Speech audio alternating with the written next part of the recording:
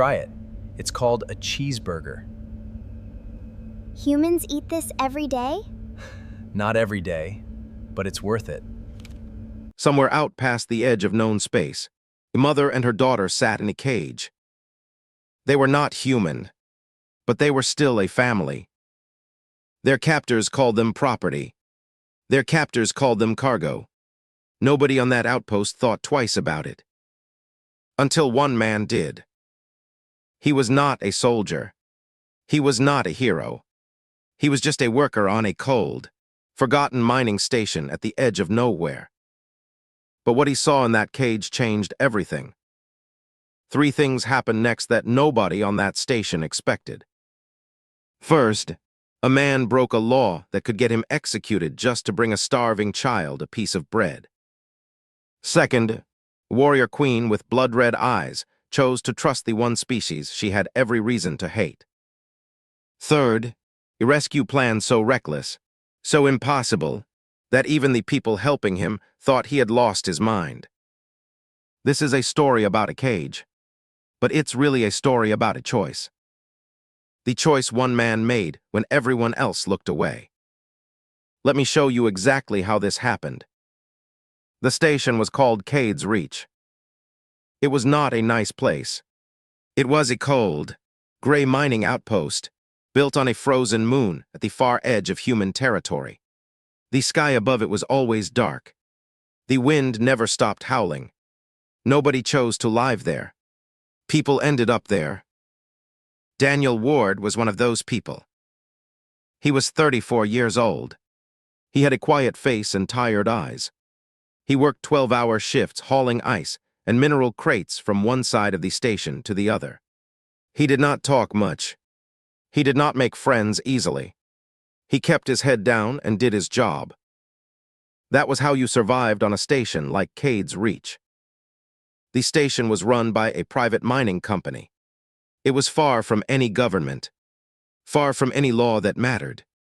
Out here, the company made its own rules, and the company did not care about fairness. It cared about profit. One of the ways the company made money was through something most people never saw. Alien prisoners. Not soldiers. Not criminals. Just beings captured from ships that wandered too close, or worlds the company wanted to strip for resources. They were sold, traded, or simply kept as labor. Nobody asked questions. Nobody wanted to know the answers.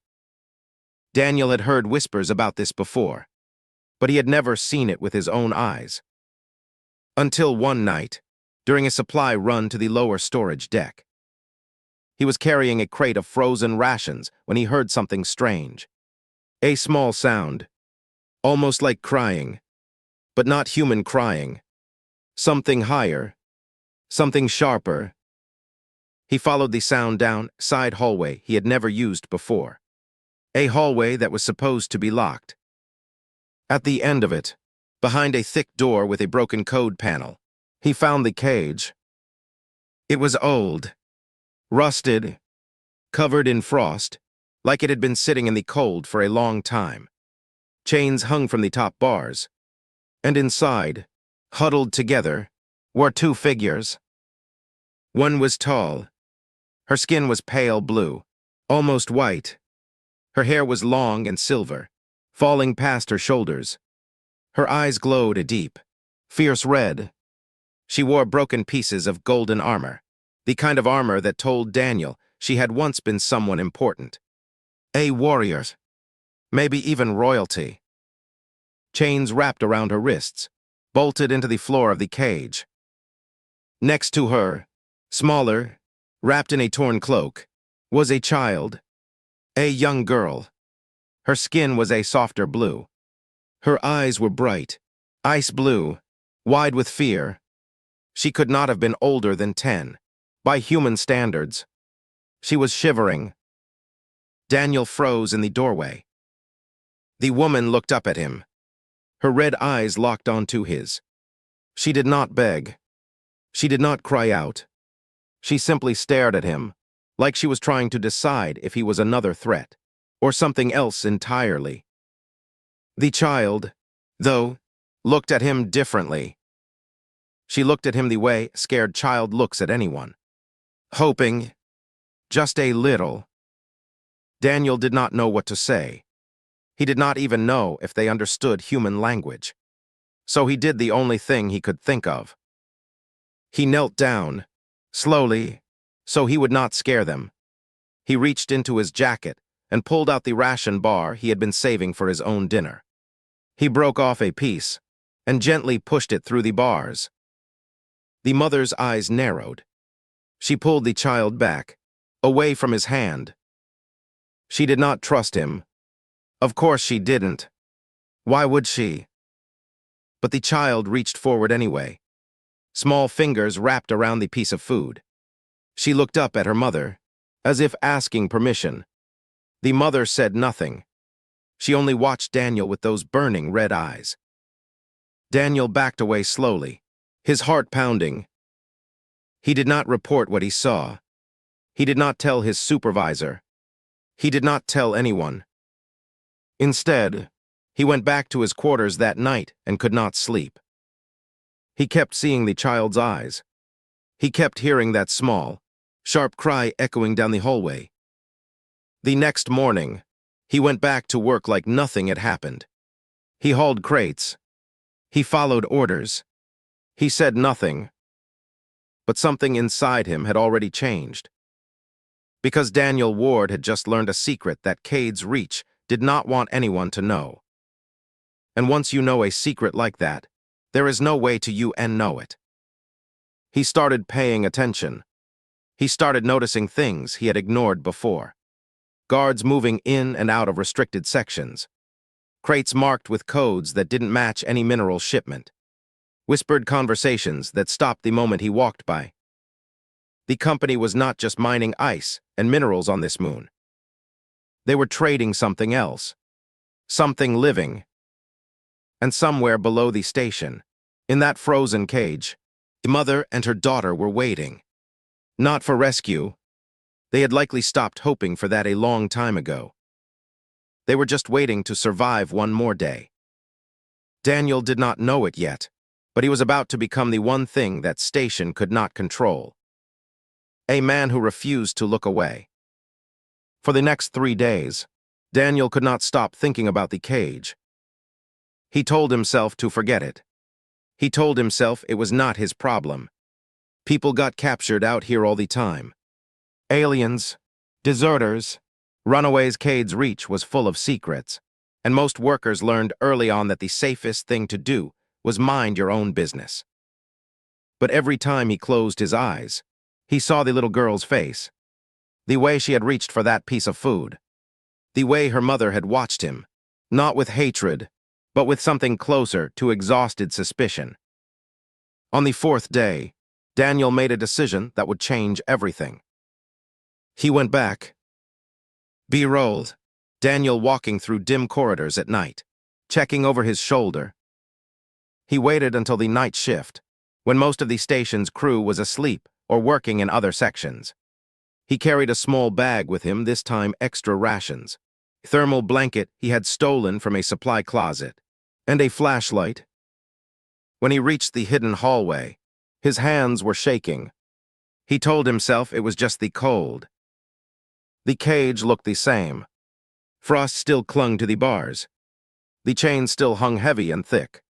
But this time, the mother did not pull the child back when she saw him. Instead, she watched him carefully as he knelt down again. "I brought more food," Daniel said quietly, even though he had no idea if she could understand him. To his surprise, the woman spoke. Her voice was low, rough, like she hadn't used it in a long time. The words came out strange, layered with a slight echo, but they were understandable. "Why?" she said. Just one word. A question and a challenge. Daniel did not have a good answer. Not one that made sense, even to himself. "Because it's wrong," he said finally. "What they're doing to you. It's wrong." The woman studied him for a long moment. Her red eyes seemed to glow brighter in the dim light. Humans do many wrong things, she said. You are the first to say so. Her name, she eventually told him, was Kalith. She had once been a commander among her people, a species called the Virthai, warriors known across several star systems for their discipline and their fierce loyalty to family. Her daughter's name was Sina. Kalith explained, slowly, in broken pieces over several nights, how they had ended up here. Their ship had been damaged during a supply run near a contested trade route. A company vessel, one belonging to the same corporation that ran Cade's Reach, had found them adrift. Instead of offering help, the crew had captured them. Kalith's husband and the rest of their small crew had been killed during the boarding. Only she and Sina had survived, taken as recoverable assets to be sold or used for labor. For months, they had been kept in this cage, moved from station to station, waiting for a buyer who was, according to whispers Daniel later overheard, interested in exotic security specimens.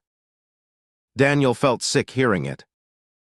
Every night after that, Daniel found reasons to slip away from his quarters. He brought food. He brought warmth. He brought conversation, even when Kalith gave short, guarded answers. Slowly, something began to shift. Sina, the little girl, started talking more. She asked Daniel questions about Earth, about the sun, about what snow felt like on human skin, since her frost-covered world was nothing like his memories of winter back home. Daniel found himself smiling for the first time in months. But he knew this could not last. Someone would notice the missing rations. Someone would notice the extra time he spent near the restricted hallway. And worse, Kalith had warned him that a transport ship was expected to arrive within 2 weeks. A buyer was coming. Once that ship left Cade's Reach, she and her daughter would disappear forever into some unknown system, sold like equipment. Daniel realized he had 2 weeks to figure out something impossible. He was not a soldier. He had no weapons training. He had no connections outside the station. He was just one man, with a stolen blanket and a bag of ration bars, standing against an entire corporation that trafficked living beings for profit. But he also knew something the company did not. He knew where the cage was. He knew the guard rotations. And slowly, night by night, he was starting to know Kalith and Sina not as prisoners, not as cargo, but as people. And people, Daniel decided, do not deserve to be sold.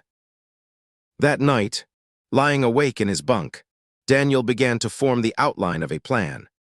A plan that could get him fired. A plan that could get him arrested. A plan that could very likely get him killed. He wrote nothing down. He told no one.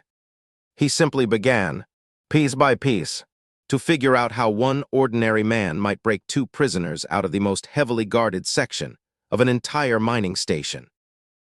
It was reckless. It was dangerous. It was almost certainly going to fail. But for the first time in a long time, Daniel Ward felt like he was doing something that mattered.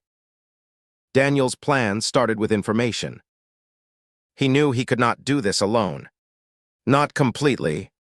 So he began quietly watching the people around him, trying to figure out who, if anyone, might be willing to help. His first careful conversation was with a woman named Priya Anand, a station technician who worked in the security control room. Priya had always struck Daniel as different from the others, quiet, but sharp-eyed, the kind of person who noticed things and kept them to herself. B-rolled, Priya at a control panel, glancing nervously at security feeds.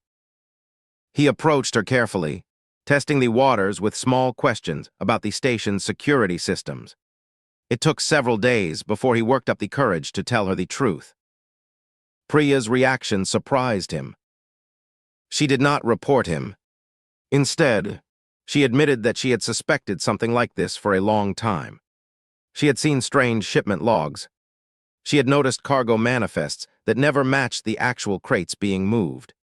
She, too, had chosen to look away, telling herself it wasn't her business. "I have a daughter back on Earth," Priya told him quietly. "I keep thinking about what I'd want someone to do, if it were her in that cage." From that point on, Daniel had an ally. Priya had access to the station's internal camera systems.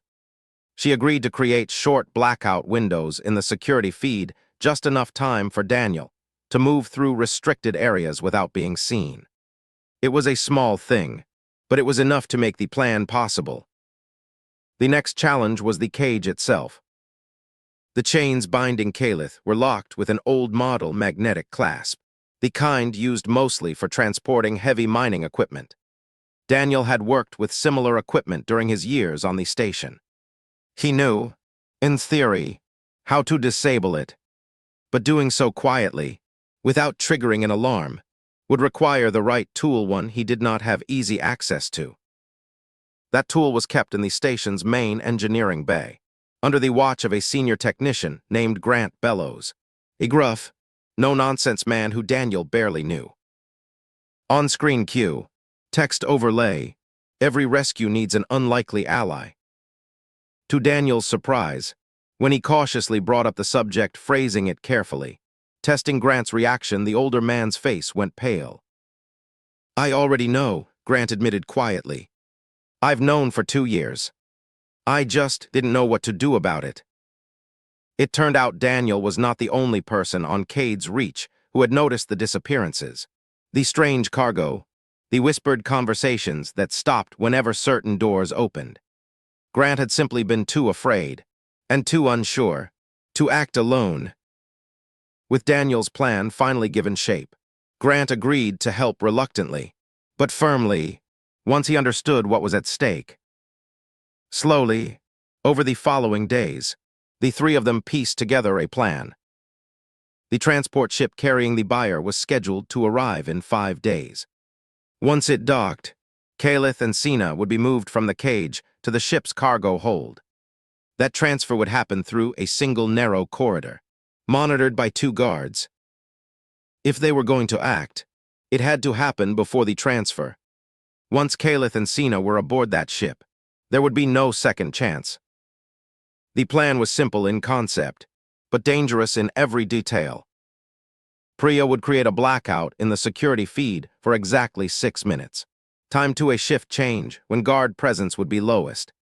Grant would supply the tool needed to disable the magnetic clasps holding Calith's chains, and Daniel would go into the restricted section personally, to free them and guide them to a small maintenance shuttle bay, an old airlock rarely used since the station's newer docking bay had been built.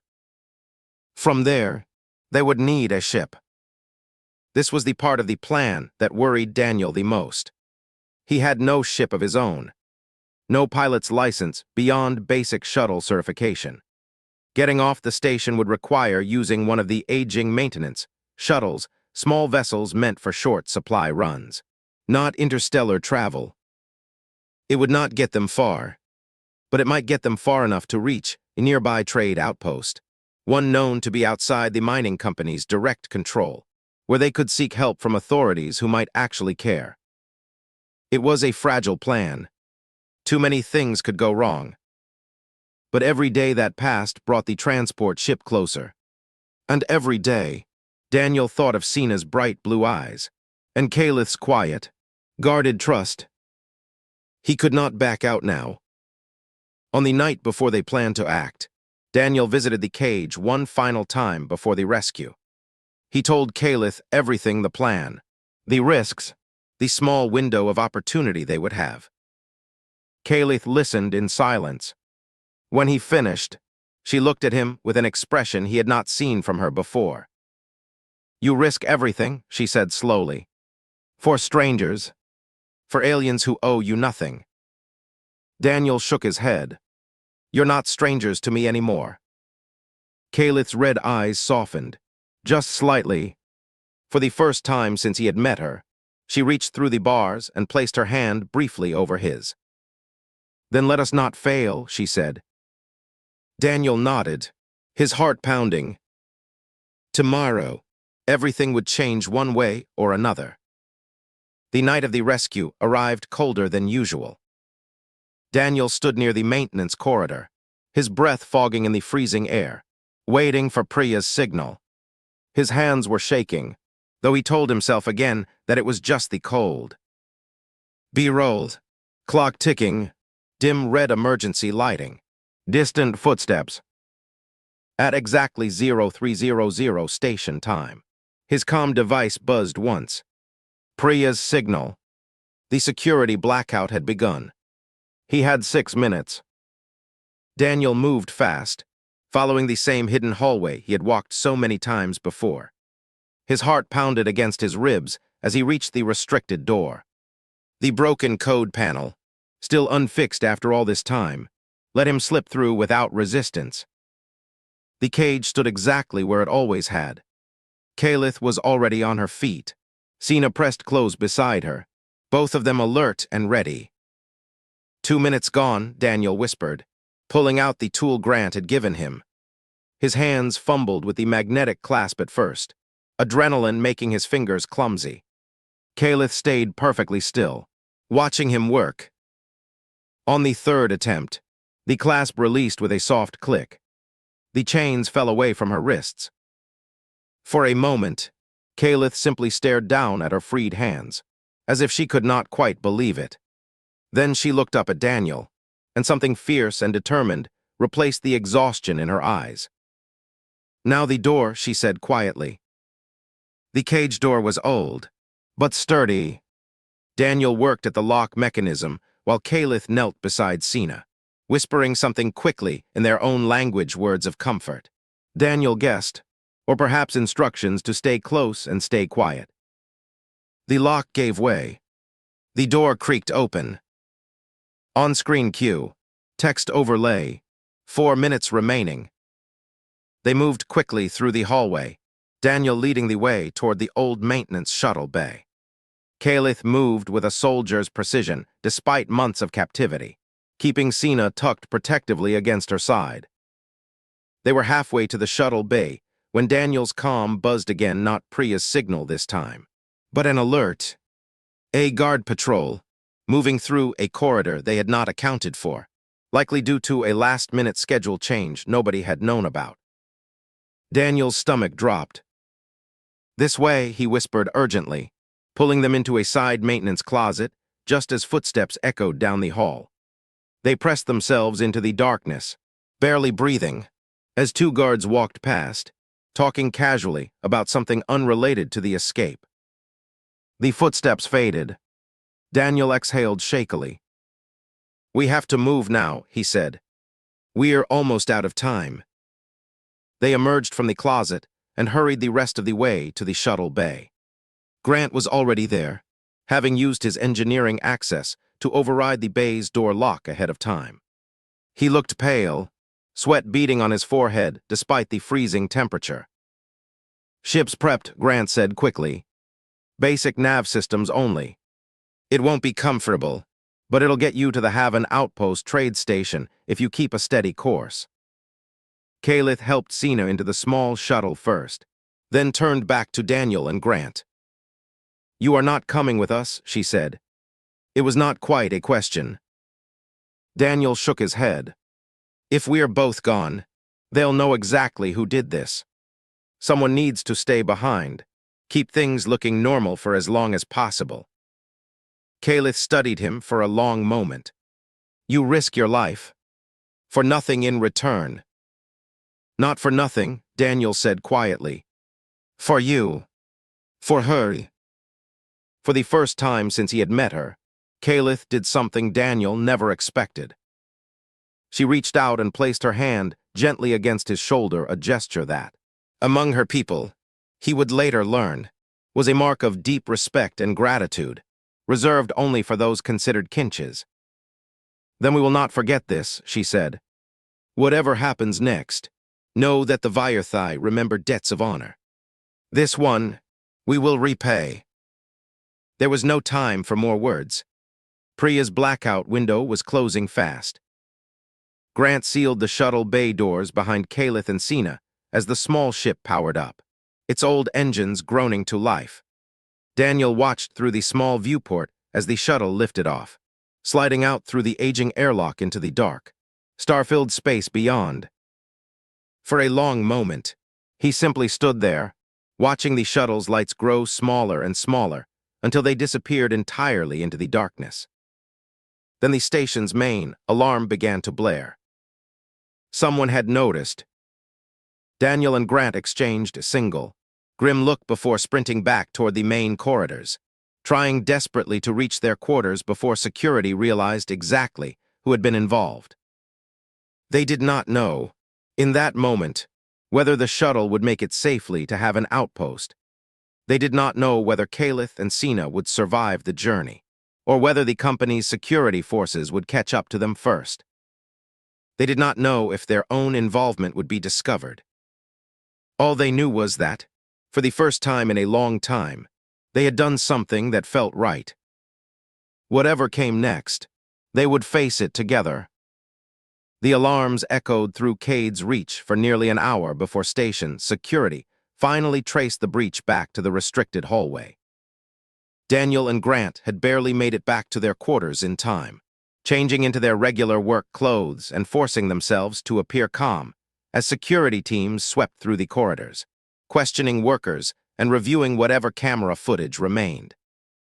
Thanks to Priya's carefully timed blackout, the 6 critical minutes of the escape were missing entirely from the security logs written off, at least for now, as a technical malfunction. It was not a perfect cover, but it was enough to create just enough doubt to slow the investigation. B-rolled. Security officers questioning workers in a cold, gray hallway. Still, suspicion fell heavily on the station in the days that followed. The company sent additional investigators. Workers were questioned one by one. Daniel felt the weight of every conversation, every glance from a passing guard, wondering if this would be the moment everything unraveled. Miraculously, it never did. Priya's technical explanation held up under review. Grant's engineering records showed no obvious irregularities beyond routine maintenance logs. And Daniel, quiet and unremarkable as ever, was never seriously suspected of anything beyond being just another tired worker on a forgotten station. Weeks passed. The investigation slowly wound down, the company more interested in cutting its losses than digging endlessly into an incident that, officially, involved cargo that technically should never have existed in the first place. Then, nearly 2 months after the escape, Daniel received something he never expected. A small, encrypted data packet arrived through an old maintenance relay channel, one of the few communication paths still technically active, but rarely monitored by station security. It had no clear sender listed, just a short message, translated roughly into broken but understandable English. On-screen cue, text overlay showing the message fade. We are safe. Have an outpost welcomed us. Sina grows stronger each day. She asks about you often. She wishes to know if snow on your world feels the same as frost on ours. I have told her, someday, she may ask you herself. The Vyarthai do not forget. When the time comes, our debt will be repaid not just to you, but to your kind. You showed us that even in darkness, some humans choose light. Thank you, Daniel Ward. Calith **. Daniel read the message 3 times before he finally let himself believe it was real. They had made it. Calith and Sina were safe. B-rolled. Daniel sitting alone in his quarters, message glowing softly on his screen, faint smile. He never told anyone else on the station what had truly happened that night, beyond Priya and Grant, who quietly kept their own silence as well. Life on Cade's reach continued much as it always had, cold, gray, and largely unremarkable. But something had shifted permanently in Daniel. He no longer simply kept his head down and followed orders without question. He began paying closer attention to the world around him, not just on the station, but in the wider galaxy of trade routes, corporations, and the quiet injustices that so often went unnoticed by those unwilling to look.